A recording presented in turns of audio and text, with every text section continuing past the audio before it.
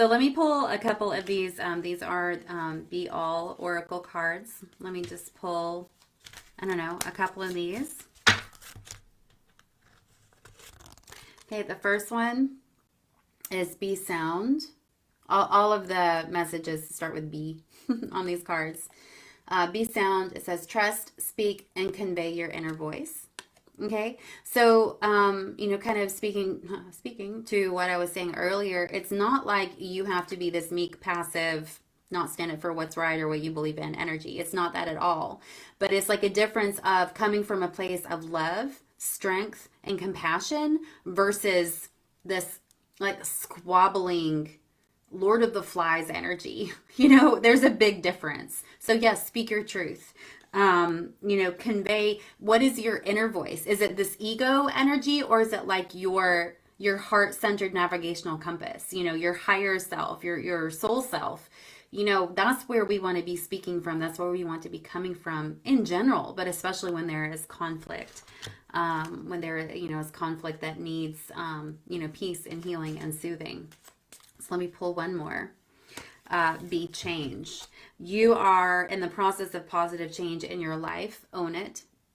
And I believe that this is speaking to this big change that we are all going through. And you may be having some really intense, whether it's good or challenging things happening in your own personal sphere. But then also just planetarily speaking, we are going through so much change. And it is for the better. It is for ascension. It is for raising our vibration.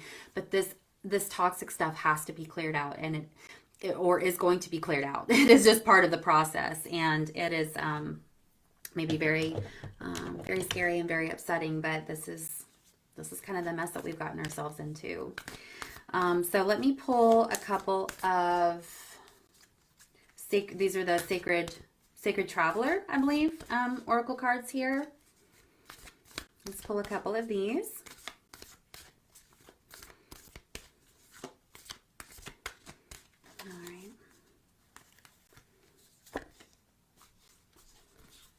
This is calling you to have valiant courage. Take action with passion. Okay? And I believe this is speaking about don't just react. Okay? If you can. Be in alignment with your values and your morals and your ethics and your higher calling. Be in alignment with that and come from a place of passionate connection to that. That will give you so much of like validation in your navigation with what the right thing to do is. So although it's very easy or can happen, kind of like wildfire, very, very swiftly as far as getting caught up in, an argument or your passions or whatever, when everything just seems like it's just so intense all around you, all within you. But be in alignment with what is really, really valuable and right, like universally right, right? Not just in the moment, like, what you're needing to get off of your chest, or you're taking something out on someone or a situation based on something else that's going on. So passionate is a cause. Passionate is why you're here. It is a creating, birthing and creating and birthing, like new energies that are in alignment. Volatile energy is like chaos and is destructive. So we want to be creative. We don't want to be destructive as we're kind of creating our new reality, right? So we also have rejuvenating rain. Clear the past and heal the present. I just feel like this is reiterating what I talked about. This is what we're doing. This is what we are doing as we are clearing ancestral karma, generational, all the stuff. We are clearing it, and we chose to be here. We chose to come here in this exact time, as humans, and do this work. And either we can get basically caught in the crossfire, and it is our demise because we're caught up in that destructive energy, or we come here to transmute and to change the energy. And that's what we embody. Oh, and then too, with the rejuvenating rain, let me just also hit on too that with all this, Scorpio is a water sign, but it still has like this venomous, this kind of hot, fiery energy. And then we have Mars, which of course is like the red planet, and we have so much of this like explosive energy that you may feel really, really called to temper that or to balance that with water right now, like soothing, right? Whether that's taking a bath, using water in your meditations, going out and taking a walk along the river, things like that. So we can balance energies, elemental energies with other elements to be able to kind of counter that as well, right? Just to not get kind of caught up in that. And the last card in this deck, answering the call. Sorry, Instagram, I just realized I was not showing you the cards at all. Sorry. The time is now. I feel that this is also saying on a personal level that there is no time like the present to get in alignment with why you came here.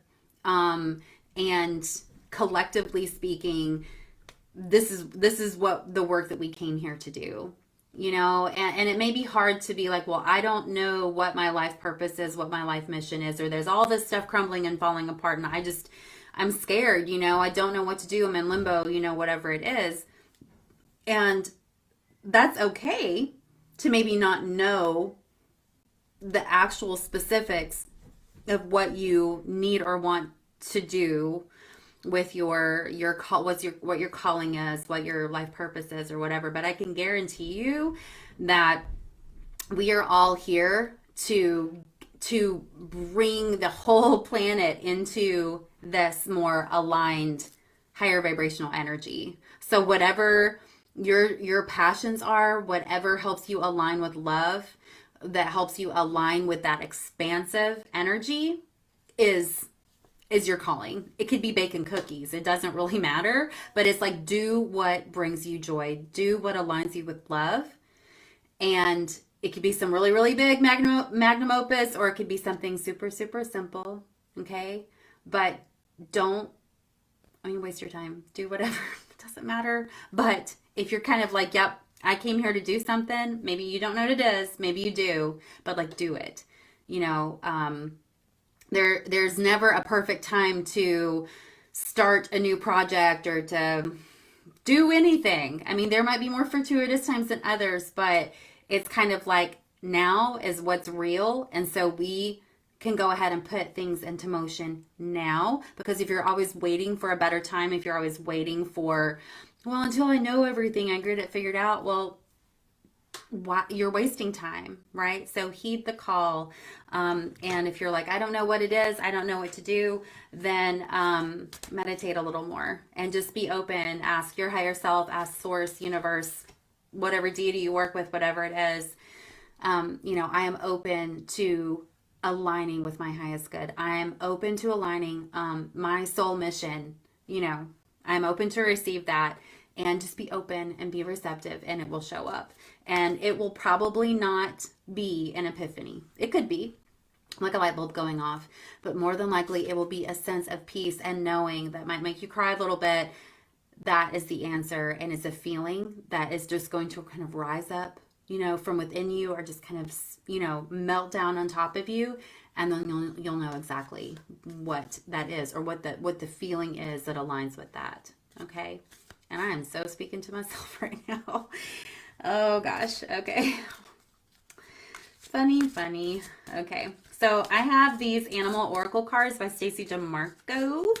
They are beautiful. It's the Divine Animals Oracle. This is a deck I've sold at the shop for a while, but I decided to pull it off the shelf recently. So I'm going to pull one Animal Oracle for you. I'm going to tell you what I feel about the card, and then I'll read a few things from the guidebook as well. So let us see what animal what animal energy comes through. Feels like it's kind of fitting for the energies I've been talking about. Oh, the tarantula. I'm sorry, I'm just not one of those people that wants to have pet tarantulas. I'm just not. they're cute and fuzzy. I know they have like whole shells that they like their exoskeleton or whatever it is that they like shed, and that's really cool. But I just don't really want one as a pet, but I know some people do and they love them and that's great. Okay. So I'm not making a judgment, but I just know kind of like when I'm looking at this card, okay, and we have um let me see here. So we have a tarantula on her head. She's covered in spider webs, and it looks like she is morphing into a tarantula. Okay, this is kind of what I'm seeing in this card. Card 13 as well. Okay, and this is about connection. Usually, spider energy does have to do with our web, our connection, our kind of safety net, how we provide for ourselves and all of that too. I feel like this is kind of the feeling that is coming up for me that I'm wanting to say is to um, know that you are connected, and if you feel like you're completely cut off, maybe it's time to seek out connection, that support group, be that supportive connection for other people. And it doesn't have to be everybody. It's just like your personal sphere, your family, your close friends, the people that are really important, like your soul tribe, that you kind of came here to live this life with. So it is like, don't be cut off. It's also telling me kind of about fear, is that I think that fear, that very primal sense of fear, can really make us feel like we are stopping dead in our tracks. We're like, no, this is too big. This transformation, this change that's going on is too big. I can't do this. Well, it's happening with whether you have given permission or saying, okay, this is great, or if you're or if you're not, if you're resisting it, change is happening anyway. Like with like a tarantula molting, or a shed, a lizard or a snake shedding its skin. It can't not do that and actually survive. Like, it has to. We do outgrow energies, and there are new energies that we are walking into. It's If you're not growing and changing, you're literally like not living. You might die, or you may feel dead inside. So change is part of being a human, and being alive on this planet. So anyway, those are the feelings that I kind of get about this card. Definitely picking up on like the energy of like, what is like a valid, like a true fear, like a primal fear, like is it something that's really threatening your life or your well-being, or is it something that is just like the collective fear? If it's something that is, you're being told you should be afraid of, but maybe does that really really truly feel right to you too? So I think that it's good food for thought to think about, where our fear comes from, and what we can very easily get caught up in, and see if it is a valid fear, or if it's something that is like, wow, that actually I'm feeling anxious, but it's not a life or death, like root chakra thing. So I kind of need to maybe change or shift my perspective on this a little bit. All right. And so Tarantula in the book talks about, it says, it is time to bring together disparate aspects of your life. Everything is connected. When you are afraid or unsure, it is important to know that you are never alone. You can do magic. We all can. That's pretty good intuitive like read on that card, right? Okay. And let's see what else. I'm not going to read the whole thing. It talks about mythology. Okay, so the magic of spiders in general, and this is talking about tarantulas too. Tarantula magic is protective and connective, okay? Because I know some tarantulas are venomous or poisonous. I'm sure somebody who's like really super into the tarantulas will know what the correct terminology is.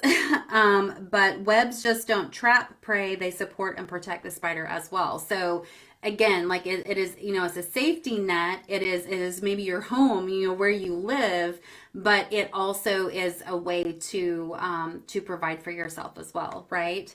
And so if you need greater connection in life, or you need support, particularly in creative matters, ask the spider for help. So some people love spiders, right?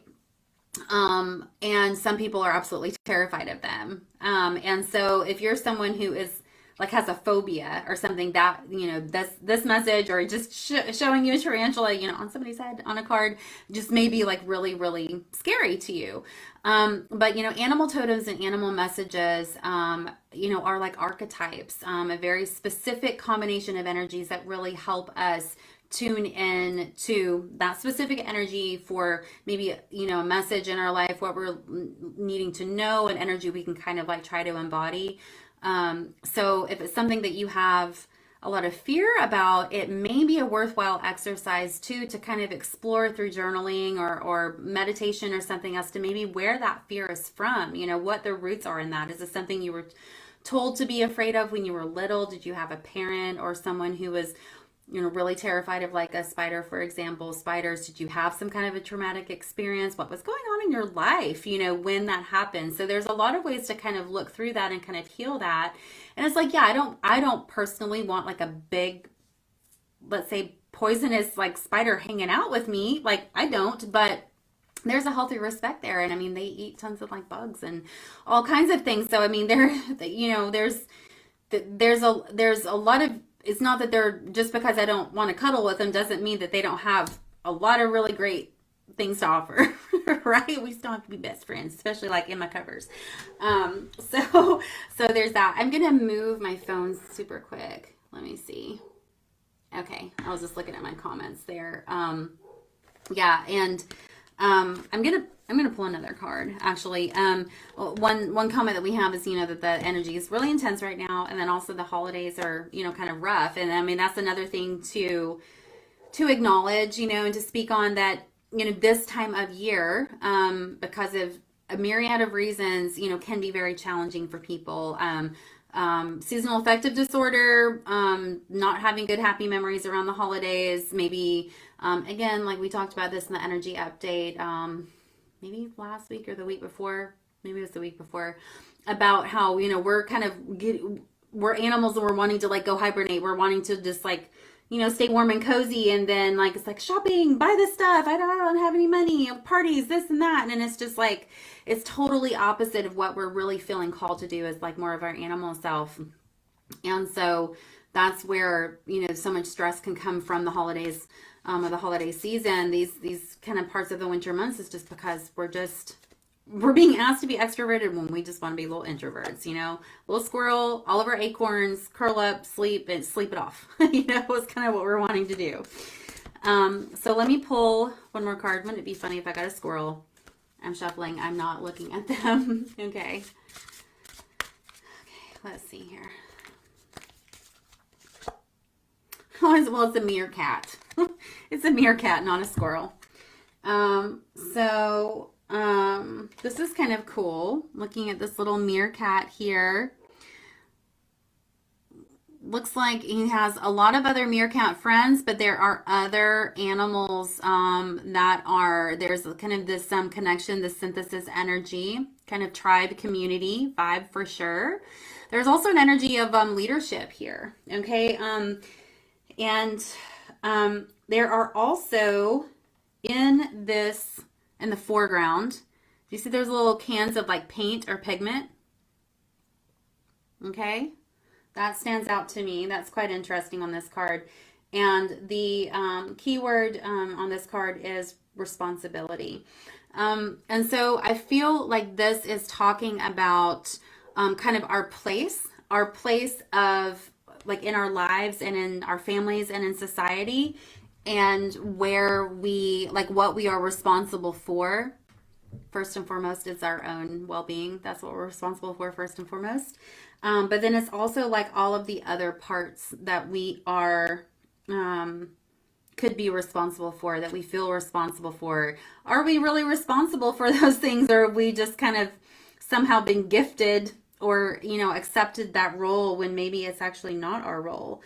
Um, so there are so many different patterns in this card too, which just patterns in general are coming to me to represent like the patterns that we inherit from our family, from society, and to me, there's definitely an energy of like truly what is your responsibility, what are you responsible for, and then what things have you been told that you're supposed to take ownership of that maybe that is actually like that's not my job.